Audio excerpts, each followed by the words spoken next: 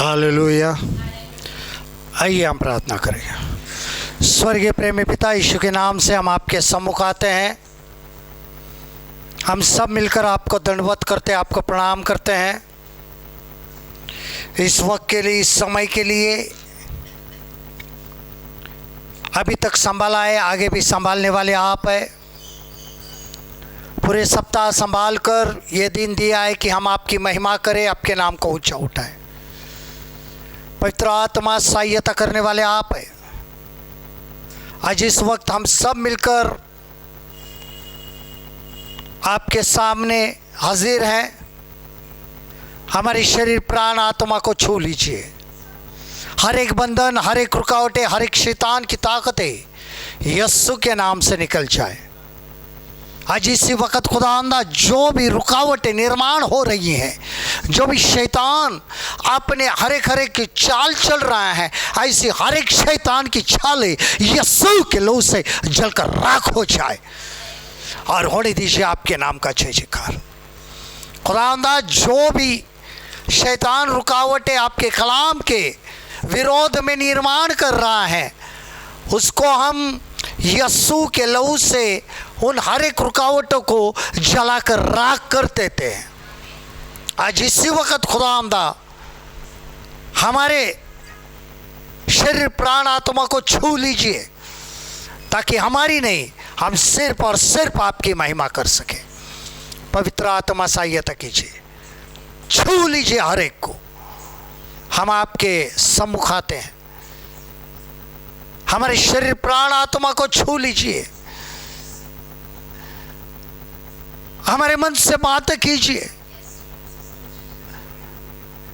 हमारा जीवन आपके हाथ में है, संभालने वाले भी आप है।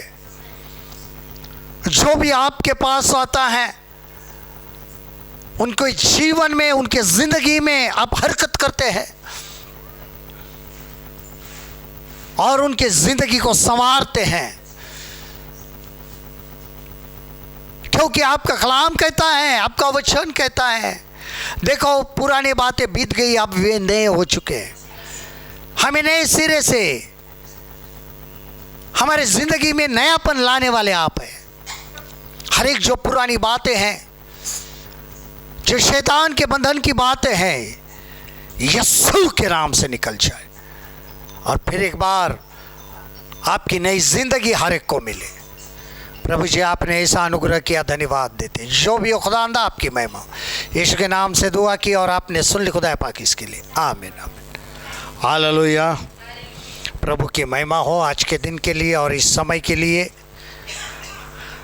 कि सचमुच ही प्रभु महान है और हमारे ज़िंदगी में कार्य करने वाले हैं। लेकिन जब हम प्रभु की ओर देखते हैं,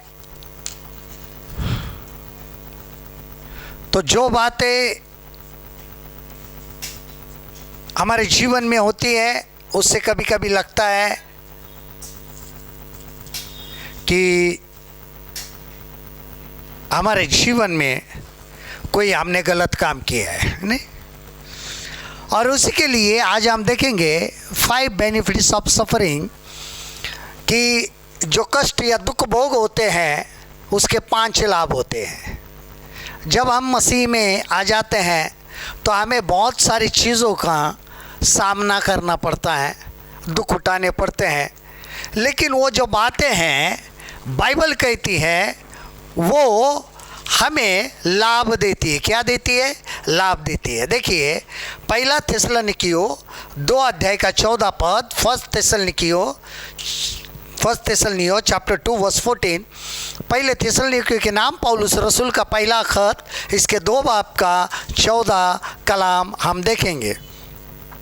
इसलिए तुम हे भाइयों परमेश्वर की उन कलीसियाओं की सी चाल चलने लगे जो यहूदिया में मसीह यीशु में हैं, क्योंकि तुमने भी अपने लोगों से वैसा ही दुख पाया जैसा उन्होंने यहूदियों से पाया था।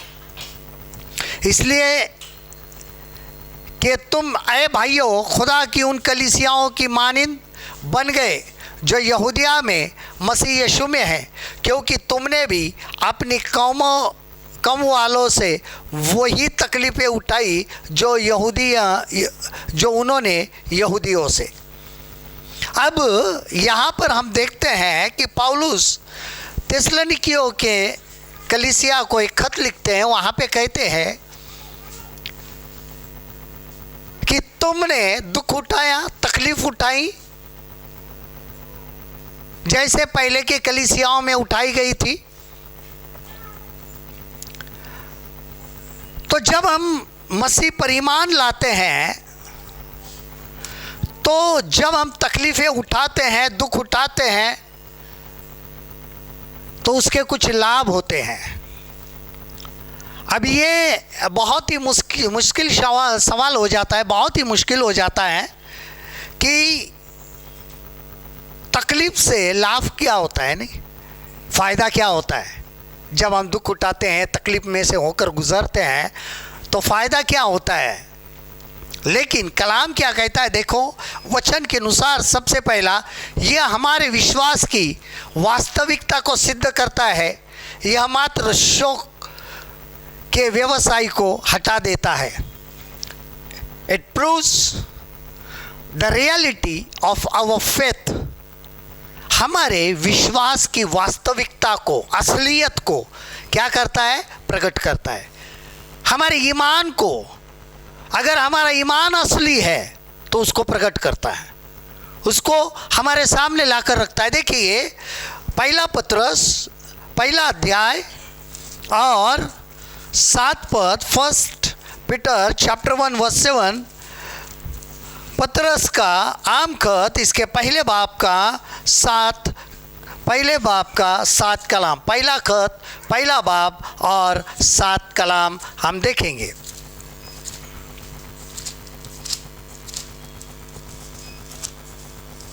और यह इसलिए है कि तुम्हारा परखा हुआ विश्वास, जो आग से ताए हुए नाशमान सोने से भी कई अधिक बहुमूल्य है, यीशु मसीह के प्रकट होने पर प्रशंसा और महिमा और आदर का कारण ठहरे।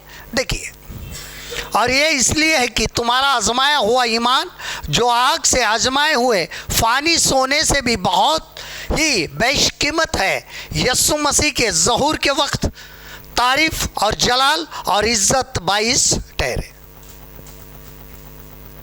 जब भी हम तकलीफ में से होकर गुजरते हैं, तो यहाँ पर हमारे ईमान को तराशा जाता है, परखा जाता है कि हमारा ईमान सही है या नहीं। तकलीफें हमेशा हमारे ईमान को, हमारे विश्वास को जांचती है, परखती है। क्यों? क्योंकि हम जब कहते हैं कि हमारा ईमान खुदावंद यीशु मसीह पर है, तो जैसे हम कबूल करते हैं हमारे मुंह से हमारे विश्वास को, हमारे विरोध में तकलीफ़ें आना शुरू हो जाती है। भले इंसान से हो या इब्लिस से हो, हमारे ऊपर क्या आनी शुरू हो जाती है, तकलीफ़ें, मुसीबतें। और जैसे ही वो आनी शुरू हो जाती है, फिर कई मन में होता है, यार मैं सही कर रहा हूँ या गलत कर रहा हूँ, या मैं पहले था वही अच्छा था, यहाँ तो मुसीबत शुरू हो गई। और यही कारण होता है कि हमारे विश्वास को, यानी हमारे ईमान को जांचा जाता है कि विश्वास की वास्तविकता को सिद्ध करता है, सत्यता को।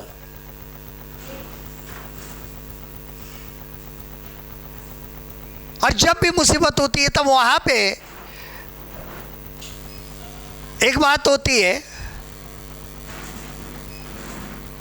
कि तकलीफ आने लगी, फिर खुदावन देखते हैं अभी कब तक मेरे ऊपर ईमान रखता है। चलती है हमारी मुसीबतें, चलती है। हम दुआ कभी कभी करते हैं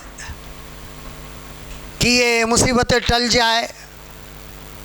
दुआ करते करते करते जब नई नई मुसीबत होती है, तब हम दिन में 4-4 5-5 बार दुआ करते हैं, प्रार्थना करते हैं। और वैसे ही वो जब तकलीफ़ें मुसीबतें बनी रहती है, दुआ करना कम हो जाता है, प्रार्थना करना कम हो जाता है। और एक दिन ऐसा होता है, एक ऐसा वक्त आ जाता है कि हम दुआ करना छोड़ देते हैं, हम प्रार्थना करना छोड़ देते हैं। क्या क्या करें? प्रार्थना करते हैं उतनी मुसीबतें बढ़ती है, प्रार्थना करते हैं उतनी मुसीबतें बढ़ती है। जितना ईमान लाते हैं उतनी रुकावटें आती हैं, जितना विश्वास रखते हैं उतनी तकलीफें आती है, उतना दुखा होता है। तो छोड़ देना प्रार्थना। और यही खुदावंद कहते थे, यही तो मैं जांचना चाहता था, यही तो परख है, यही तो मैं तुम्हारे ईमान की, तुम्हारे विश्वास की असलियत जानना चाहता हूं। फिर हम ये मसीह पर ईमान क्यों लाए थे? नहीं,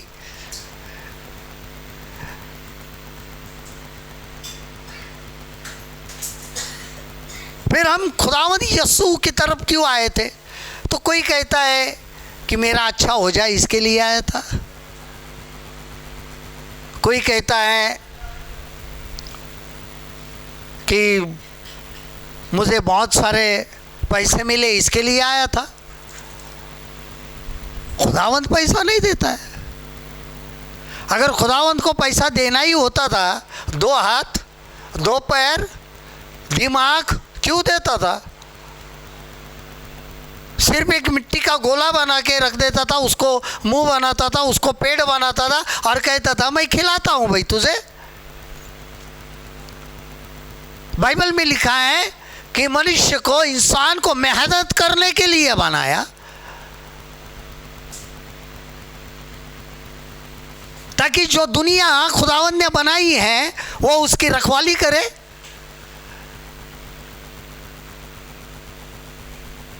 लेकिन इंसान तो अपने ही कामों के पीछे लग गया और एक दिन खुदावंद से वो उसने अपना मुंह फेर लिया। और जब हम यीशु मसीह पर ईमान लाते हैं तो नया नया बहुत अच्छा लगता है, नहीं? हालेलुया, प्रेज़ द लॉर्ड, जोर जोर से जय मसीह की। और जैसे थोड़ी सी मुसीबतें बढ़ने लगती है, सबसे पहली बात तो कलीसिया में आना बंद हो जाता है। यार तकलीफें बहुत बढ़ने लगी हैं, मुसीबतें बहुत बढ़ने लगी है। पास्टर आके प्रार्थना तो करते हैं लेकिन फिर भी कुछ नहीं हो रहा है। कभी कभी खुदावंद परख रहे हैं ना आपको, आपके ईमान को, आपके विश्वास को जांच रहे कि सिद्ध है या नहीं। सिद्ध यानी perfect, reality of our faith. हमारी मुसीबतें, हमारे जीवन में आने वाली मुसीबतें ही हमारे ईमान को, हमारे विश्वास को सिद्ध बनाती है और परमेश्वर के सामने प्रूव करते हैं, परमेश्वर के सामने सिद्ध करते हैं कि खुदावंद यीशु, कितनी भी मुसीबतें आए, ना तो आपके ऊपर से हमारा ईमान हिलेगा, ना तो हम पे ईमान से, विश्वास से पीछे हटेंगे। ये वास्तविकता, ये बहुत बड़ा लाभ है कि हमारा ईमान कितना अच्छा है, सच्चा है। ये तो हम माप नहीं सकते, नहीं? कैसे नापेंगे? कहने के तो सब कहते हैं हाँ हम ईमानदार हैं, हम विश्वासी है, हम ये है, हम वो है, दुआ करते हैं, ये करते हैं। लेकिन जब हकीकत में जब मुसीबत आती है तब क्या होता है? तब हम भी अपने आप को जांचने के लिए तैयार होते हैं, यार सही में मेरा विश्वास कहीं गड़बड़ तो नहीं हो गया है। कभी कभी मन में लगता है छोड़ दूं यार प्रार्थना करना, छोड़ दूं कलीसिया जाना, छोड़ दूं वचन को पढ़ना, कलम को पढ़ना।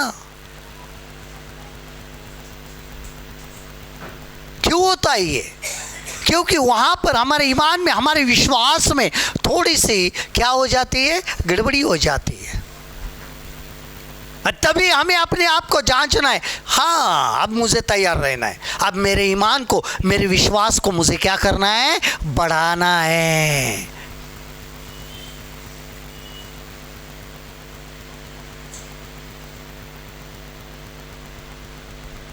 यही हमारे ज़िंदगी के अंदर बहुत महत्वपूर्ण बात है कि हमारे विश्वास की, हमारे ईमान की क्या होती है, परख होती है, जांच होती है कि सही में हम उस ईमान में है या नहीं है, उस विश्वास में कायम है या नहीं, स्थिर है या नहीं।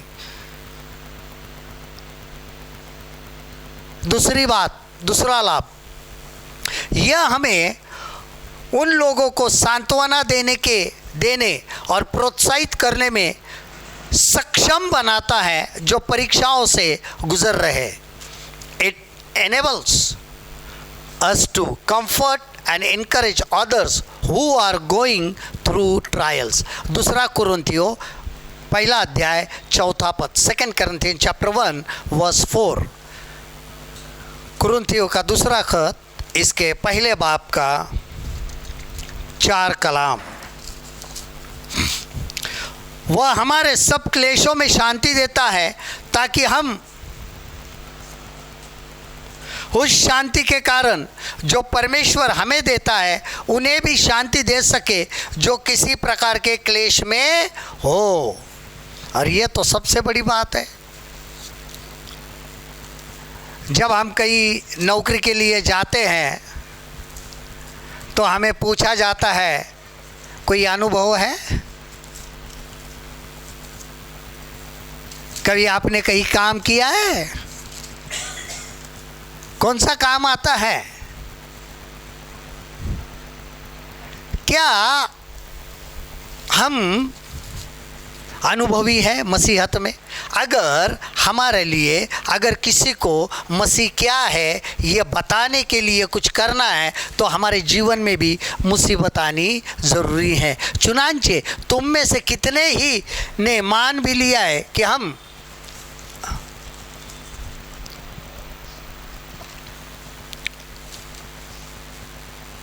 खुदा वो हमारी सब मुसीबतों में हमको तसल्ली देता है ताकि हम उस तसल्ली के सबब से जो खुदा हमें बख्शता है उनको भी तसल्ली दे सके जो किसी तरह की मुसीबत में है। अगर हम पर मुसीबत नहीं आती हैं और हमारे ज़िंदगी में खुदावंद यीशु मसीह कोई काम नहीं करते हैं तो हम दूसरों को कैसे बताएं कि बाबा वो करने वाला है, वो सब कुछ ठीक करेगा। जब हम बीमार होते हैं और जब बीमार होते हैं तो हम डॉक्टर के पास जाते हैं और जब हम डॉक्टर के पास जाते हैं जो हमारा इलाज करता है और उस दवा का असर हम पर होता है, हम ठीक हो जाते हैं। और वैसे ही कुछ हमारे जीवन में कुछ बीमारी आए तो उस व्यक्ति को हम कहते हैं उस फलाने वैद्य के पास जाओ, डॉक्टर के पास जा, वो इसका इलाज अच्छी तरह से कर सकता है। क्यों कहते हैं हम? जब हम मुसीबत में से जाते हैं, जब हम तकलीफ में से जाते हैं और तकलीफ में से किस तरीके से हमें खुदावंद यीशु मसीह ने छुड़ाया, जब तक ये अनुभव हमें नहीं होता है, हम वही तकलीफ अगर दूसरों के जीवन में आई तो हम उसकी सांत्वना नहीं कर सकते, हम उसको तसल्ली नहीं दे सकते। ईमान में रहे, हम कह सकते हैं भाई बना रहे, हम दुआ करेंगे और दुआ का असर होगा और खुदावंद यीशु मसीह आपको ठीक कर देंगे, जब तक हम उस मुसीबत से नहीं गुजरते। ये लाभ की बात है हमारे लिए कि हम खुदावंद यीशु मसीह के बारे में दूसरों को कह सकें। अगर हमें कुछ तकलीफ ही नहीं हो रही है और उसी तकलीफ वाला आया तो आप क्या करोगे? आप तो खुद कहोगे भाई मुझे तो कुछ पता नहीं है, मैंने कभी इसका इलाज किया नहीं, क्योंकि मुझे कभी कुछ हुआ ही नहीं है, मुझे कभी कुछ मुसीबतें आई ही नहीं, तकलीफें हुई नहीं है।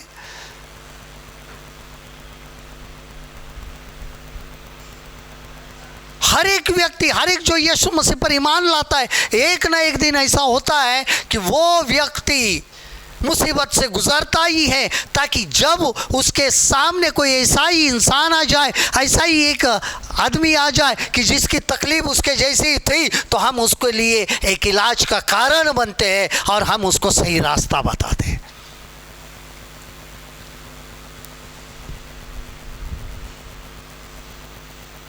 इसके लिए मैंने पहले एक हकीम का, एक डॉक्टर का उदाहरण दिया।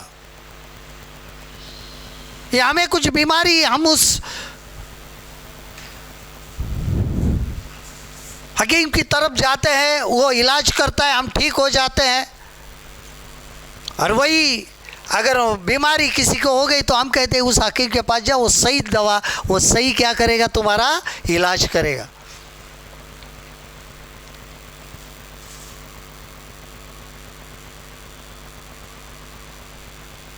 हमें कभी कभी मुसीबत नहीं चाहिए होती है।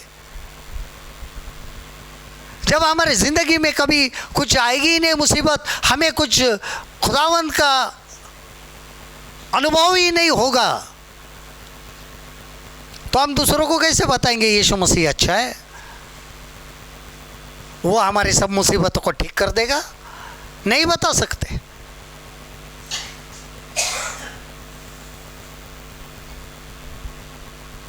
हम जब इस जीवन में, इस जिंदगी में जी रहे हैं, अगर हम ईमान में चल रहे हैं, यीशु के संगति में चल रहे हैं, तो हमारी ज़िंदगी में ये आना ही है, ये मुसीबतें आएगी, ताकि हम दूसरों को सलामती की बातें कह सके।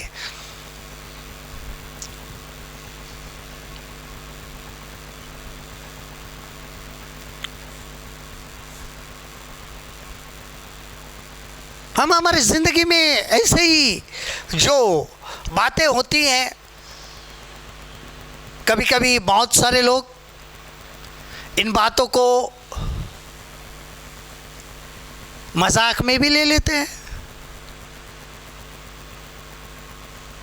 कोई हमें कहता है नहीं, हम पर मुसीबतें आएगी ही नहीं है।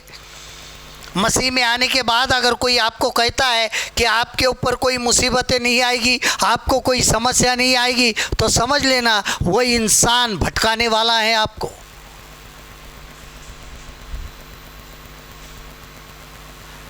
अगर हमें ईमान में, मसीहत में मजबूत होना है, तो उसके लिए एक ही बहुत बड़ी बात है, वो है मुसीबतों में से गुजरना, समस्याओं में से गुजरना। जब तक हम इन चीज़ों में से गुजरते नहीं हैं, हम मजबूत ईमान में या उसके लिए हो नहीं सकते हैं, हम उसके संगति में चल नहीं सकते हैं। हर किस्म की आती है, बीमारी की आती है, कभी कभी पैसे की मुसीबत आती है, बहुत अलग अलग तरीके की आती है।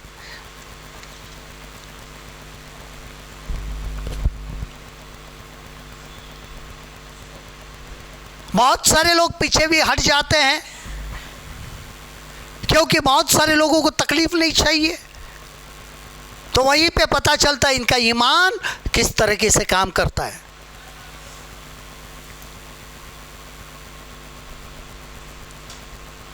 ईमान में कायम रहना है तो ध्यान देना इस बात के पास। बहुत सारे मसीह लोगों के ज़िंदगी में मुसीबतें आ रही है, रुकावटें आ रही है, बहुत सारे अपने विश्वास में, अपने ईमान में डगमगा रहे हैं। हकीकत बता रहा हूँ मैं आज के दुनिया की।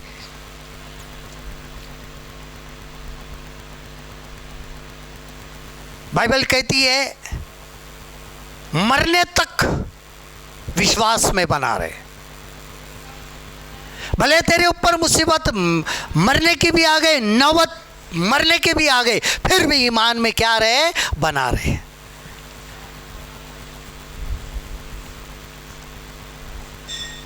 बहुत रुकावटें आती है, बहुत समस्या आएंगी और आते भी रहेंगी, लेकिन हमारा विश्वास डगमगाना नहीं चाहिए। हम तब दूसरों को ईमान में ला सकेंगे, उसके बारे में बता सकेंगे, जब हमें कुछ अनुभव होगा। बाइबल कहती है वो taste and see the Lord is good, उसको चख कर देखो वो कितना भला है। अभी चखने के लिए कोई भी चीज़ों का स्वाद अगर आपको किसी को बताना है, मीठा है, कड़वा है, खट्टा है, अगर कोई भी चीज़ उसका स्वाद अगर बताना है, नमकीन है, तो हमें उसको क्या करना पड़ता है? खाना पड़ता है। उसी प्रकार खुदावंद यीशु मसीह क्या है, अगर आपको किसी को बताना है तो आपको उसको जांचना पड़ेगा, नहीं खाना पड़ेगा, अनुभव तो लेना पड़ेगा।